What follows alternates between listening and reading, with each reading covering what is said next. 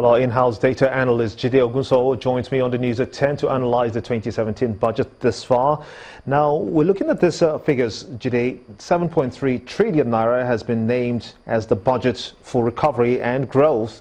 How quickly do you see a recovery, especially with concerns to job growth?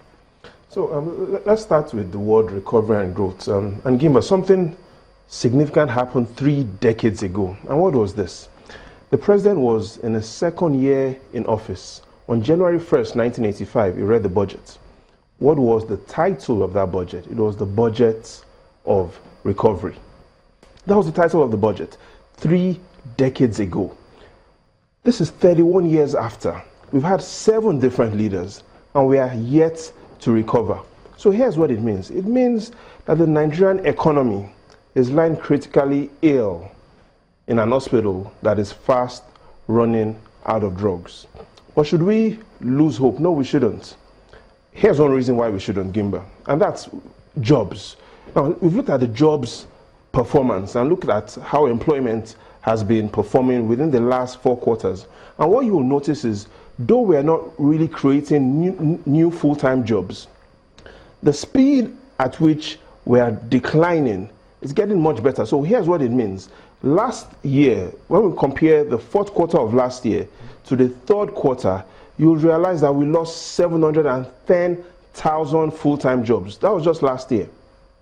This year, based on the last report we have, if we compare the 3rd quarter of this year to the 2nd quarter, we're only losing 72,000 jobs. So we've seen the speed at which we are losing full-time jobs declining. So we're not yet creating those new jobs. However, we are not losing as much jobs as we were last year. And that is what gives us hope with this budget. Now, if this trend does continue, then the days ahead for young Nigerians does look better than the days behind us. And again, one of the reasons why we've seen the reduction in the number of full-time jobs we're losing is part of the government's Empower program to create jobs. So what we're doing right now is we are stopping the bleeding. Once the bleeding stops, what we now need to do is give more blood. This suggests that the government is on the right path.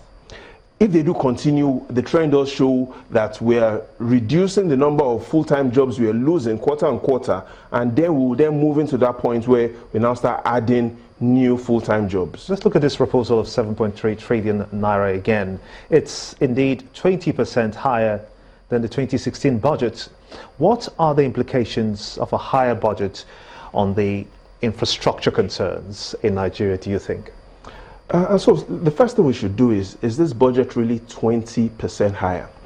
So we are comparing the 6.06 trillion budget of 2016 to a 7.3 trillion budget this time around. However, based on inflation, 18.4%, a 6.06 trillion naira budget is equivalent to a 7.1 trillion naira budget. So here's what we need to do. We shouldn't compare 6.06 trillion to 7.3 trillion. We should compare a 7.1 trillion naira budget, which is the equivalent of 6.06 trillion. We should compare a 7.1 trillion naira budget to a 7.3 trillion naira budget. And if we do that, we'll see that in real terms, a 7.3 trillion naira budget is only 2% higher than our current budget. Now, the trick here is population is growing at 3.3%, even though the real aggregate expenditure is growing by 2%. So if aggregate expenditure grows by only 2%, and our population forecast based on the National Population Commission's latest report on population growth of 3%, we see population of 3.3% growing higher than our aggregate spending of 2%, which potentially could mean that a 6 trillion naira budget will have more impact than this 7.3 trillion naira budget. I'm afraid that we're going to have to leave it at this point. Jide analyst clearly explaining what the implications of the 7.3 trillion naira is as to the former budget of 6.03 in 2016.